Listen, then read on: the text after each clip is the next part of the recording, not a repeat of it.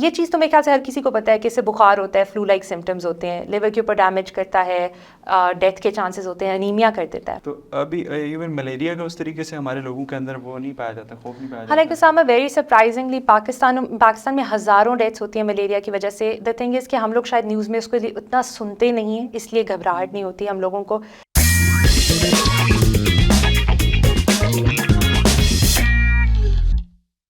Weekend کے ایک اور ایپیسوڈ کے ساتھ حاضر خدمت ہے. مجھے اسامہ خواجہ کہتے ہیں. ڈاکٹر ماہرہ بٹ ہمارے ساتھ موجود ہیں. بہت بہت شکریہ ہمیں وقت دینے کے لیے.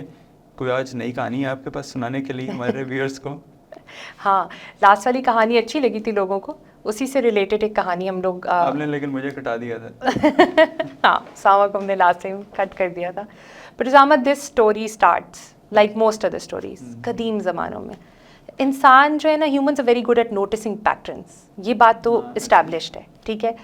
آج سے قدیم زمانے میں جائیں تو ہزاروں سال پہلے انسانوں نے ایک پیٹرن نوٹ کرنا شروع کیا کہ لوگوں کو بخار ہوتا ہے اور سکلکل طریقے سے بخار ہوتا ہے. یعنی کہ 24 گھنٹے کے بعد, 48 آورس کے بعد, 72 آورس کے بعد, ایک دن, 2 دن, 3 دن کے بعد ریکرنٹ. ہاں, اور پھر دوبارہ ہوتا ہے ریکرنٹ. ہم لوگ اب بھی دیکھتے ہیں. اب اس سٹوری کو ہم لوگ ادھر چھوڑ کے لیٹس گو ان ایک مہینہ پہلے 2023 امریکہ کے اسٹیٹ فلوریڈا میں چلتے ہیں. وہاں پہ ایک نوجوان کو اسی طرح بخار ہوا. He went to the ER جو ان کا روم ہوتا ہے. ایمرجنسی میں گئے, انہوں نے چیک کیا, انہوں نے کہا شاید آپ کو وائرل ہے. میڈیسنس دے دی, کام ختم کر دیا. اس انسان کو بھی سکلکل بخار ہونا شروع ہوا اور وہاں پہ الارم بیلز بجنا شروع ہوئیں, کیونکہ یہ بیماری جو ہزاروں سالوں سے چلتی ہوئی آ رہی ہے, سکلکل ہے, 24 گھنٹے, 48 آورس, 72 آورس کے سائیکل میں چلتی ہے. یہ امریکہ میں 2 دہائیوں کے بعد 20 ایئرس کے بعد پہلی دفعہ انٹروڈیوس ہوئی, ہوم گرون, یعنی کہ امریکہ سے ہی وہ بیماری نکلی.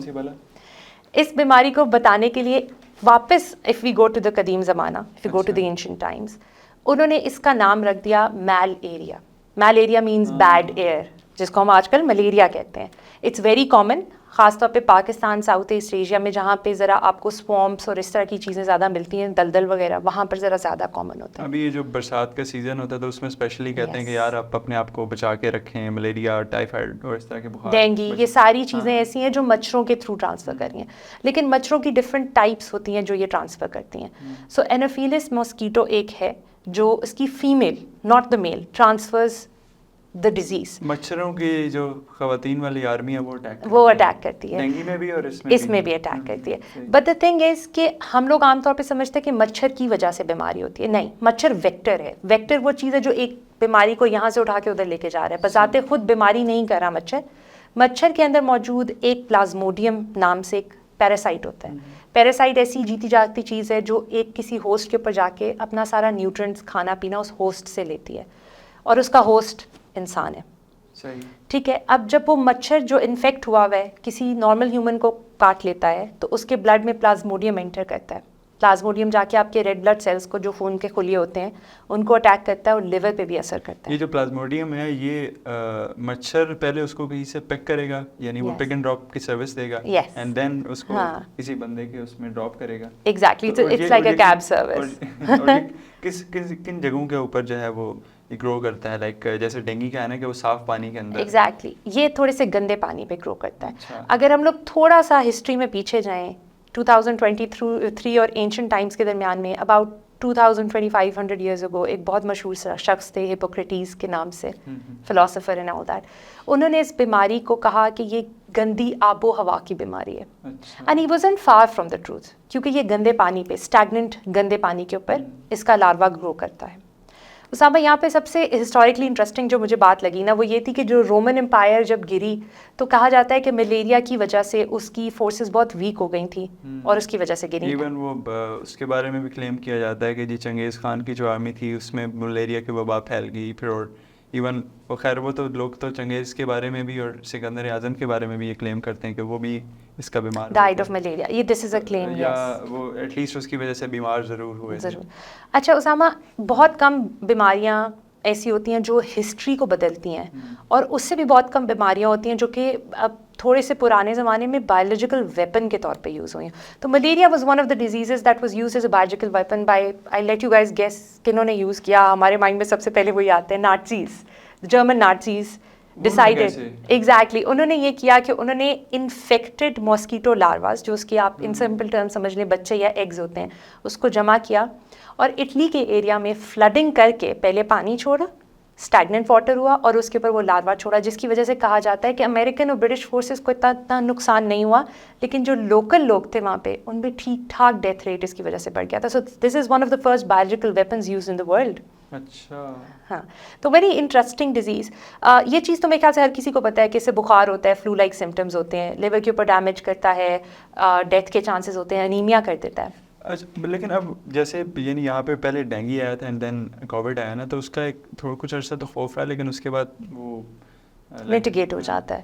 تو ابھی ایون ملیریا کا اس طریقے سے ہمارے لوگوں کے اندر وہ نہیں پایا جاتا, خوف نہیں پایا جاتا. حالانکہ سامہ ویری سرپرائزنگلی پاکستان میں ہزاروں ڈیتھس ہوتی ہیں ملیریا کی وجہ سے. دا تھنگ از کہ ہم لوگ شاید نیوز میں اس کو اتنا سنتے نہیں ہیں, اس لیے گھبراہٹ نہیں ہوتی ہم لوگوں کو.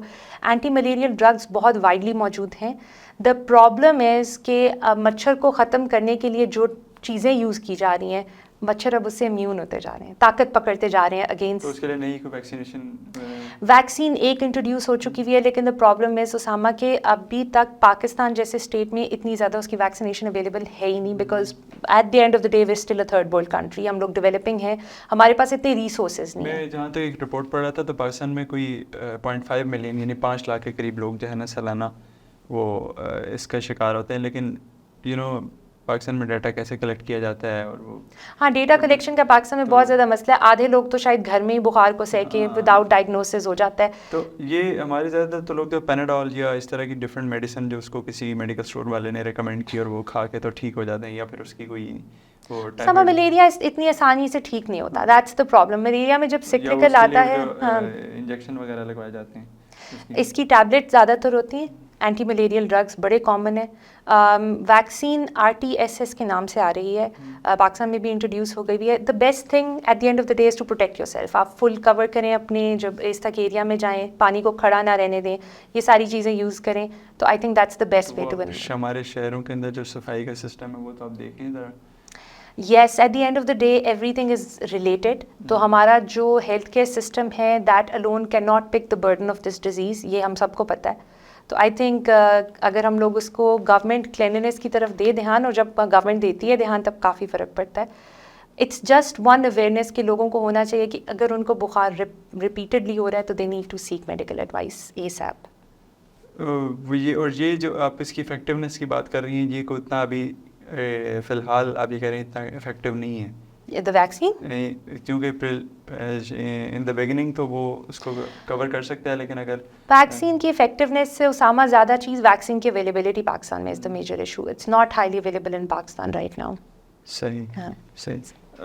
ایک چیز میں بزنس انسائڈر کی ایک رپورٹ دیکھ رہا تھا کہ اس میں انہوں نے تو یہ کلیم کیا ہوا تھا کہ یہ جو ملیریا ہے یہ ون آف دا ڈیڈلیسٹ ایسے ڈیزیز میں سے ہے جنہوں نے بہت زیادہ انسانوں کو افیکٹ کیا ہے.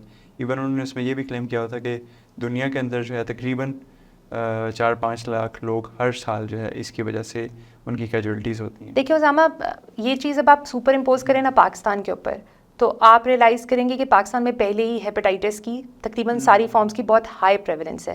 سو پاکستان میں لیور ڈیزیزز پہلے ہی بہت زیادہ کامن ہے. دین اس کے اوپر امپوز کریں اگر کسی کو ملیریا ہو جاتا ہے, somebody who has already a system that is compromised, اس کے اوپر پھر سے یہ بیماری آ جائے تو دین ڈیتھ ریٹ, اور اس کے علاوہ صرف ڈیتھ نہیں ہوتی, ایک چیز موربیڈیٹی ہوتی ہے اور چیز مورٹیلٹی ہوتی ہے. مورٹیلٹی از ڈیتھ رائٹ, موربیڈیٹی از کہ آپ کو نقصان کتنا پہنچتا ہے, ایک بیماری ہونے کے بعد آپ ان ویل کتنا رہتے ہیں. اس کے علاوہ ایک چیز ہوتی ہے گلوبل برڈن آف ڈیزیز, کہ ایک بیماری کی وجہ سے پورے گلوب پہ کتنا برڈن پڑتا ہے. اور یہ ایسی بیماریاں اسامہ اگر ایک ملک میں بھی ہے نا دنیا کے, تو اب آپ کو پتہ ہے کتنی گلوبل ٹریول ہوتی ہے. It's going to spread across the globe. آخری چیز بس میں پوچھنا چاہوں گا, دین اس کو اینڈ کرتے ہیں.